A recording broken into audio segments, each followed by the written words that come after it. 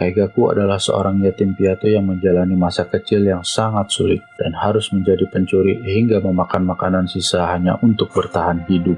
Pada suatu saat, dia diterima di sebuah kuil di mana dia tinggal bersama 8 anak yatim lainnya.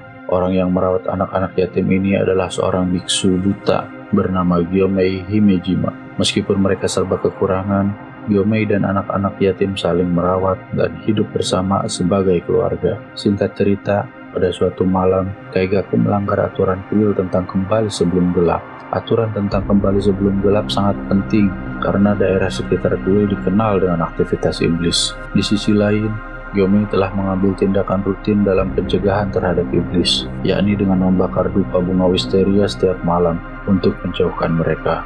Namun, Kaigaku jelas mengetahui hal ini dan memadamkan dupa tersebut, sehingga iblis bisa masuk ke kuil. Pengkhianatan Kaigaku terhadap sesama anak yatim menyebabkan kematian 7 anak, tetapi Kaigaku sendiri selamat. Kehidupannya yang keras membuatnya menyimpulkan bahwa untuk bertahan hidup, dia harus bersedia melakukan apa saja, dan apa yang terjadi pada orang lain tidaklah penting baginya selama dia berhasil bertahan hidup. Bertahun-tahun kemudian, ketika Kaigaku remaja, dia diterima oleh mantan Hashira petir, Jigoro Kuwajima, dan dilatih untuk menggunakan teknik penapasan petir bersama dengan murid Jigoro lainnya, yakni Zenitsu. Dan Kaigaku merasa bahwa dia jauh lebih unggul daripada Zenitsu. Dia membenci Zenitsu karena dia menganggapnya lemah dan penakut, dan dia sering mengejek dan menggertak Zenitsu selama pelatihan. Suatu hari, Kaigaku berhadapan langsung dengan iblis bulan atas nomor 1, Kokushibo. Sebagai seorang pembasmi iblis, Kaigaku memiliki tugas untuk melawan Kokushibo. Tetapi setelah merasakan kekuatan luar biasa yang dimiliki Kokushibo, Kaigaku langsung berlutut dan mulai memohon kepada Kokushibo untuk mengubahnya menjadi iblis. Sekali lagi, Kaigaku membuktikan bahwa dia tidak memiliki nilai atau prinsip lain selain bertahan hidup dengan segala cara. Dan setelah ia menjadi iblis, Kaigaku dengan mudah memakan banyak orang untuk menjadi lebih kuat. Dia akhirnya pun dipromosikan ke peringkat iblis bulan atas nomor 6 dan menjadi pengganti Daki dan Gyutaro. Fakta bahwa salah satu muridnya menjadi iblis sangat memalukan bagi Jigoro, sehingga dia melakukan seppuku tanpa pendamping untuk menebus kejahatan muridnya. Pengungkapan ini menghancurkan hati Zenitsu, dan dia bersumpah suatu hari ia akan mengalahkan Kaigaku.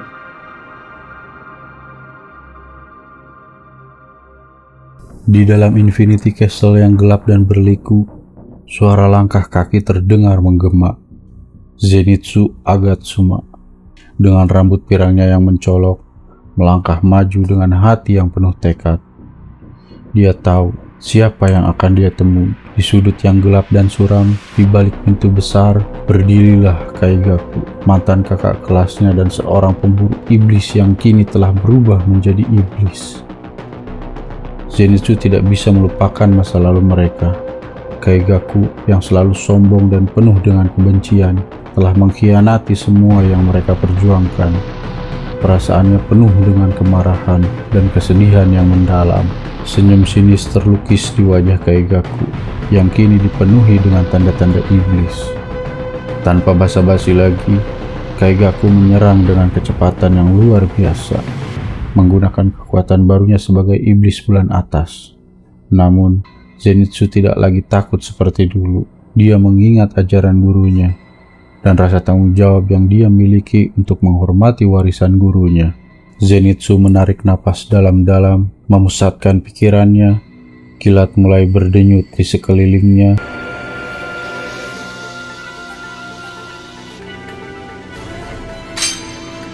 Kaminari no kokyu, ichi no kata, Hekireki Isen.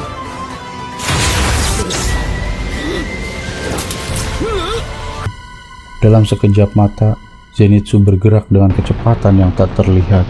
Kaigaku terkejut, namun sudah terlambat.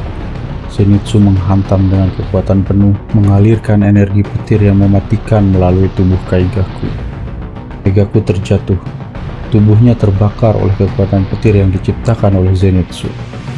Dengan nafas yang terengah-engah, Zenitsu berdiri di atasnya. Matanya penuh dengan air mata. Seakan masih tak percaya, Zenitsu bertanya dengan suara bergetar. Kaigaku hanya bisa mengerang kesakitan tanpa mampu menjawab. Zenitsu menutup matanya sejenak, mengingat masa-masa mereka bersama. Dengan berat hati, dia menyelesaikan tugasnya, mengakhiri penderitaan Kaigaku. Dengan air mata yang mengalir di pipinya, Zenitsu berjanji pada dirinya sendiri untuk terus maju, untuk menghormati gurunya dan untuk melindungi mereka yang ia cintai. Di tengah kehancuran dan kegelapan Infinity Castle, kilatan petir Zenitsu menjadi simbol harapan dan kekuatan yang tak tergoyahkan. Pertarungan ini bukan hanya tentang kekalahan seorang iblis, tetapi juga tentang kemenangan hati dan semangat yang tak pernah padam.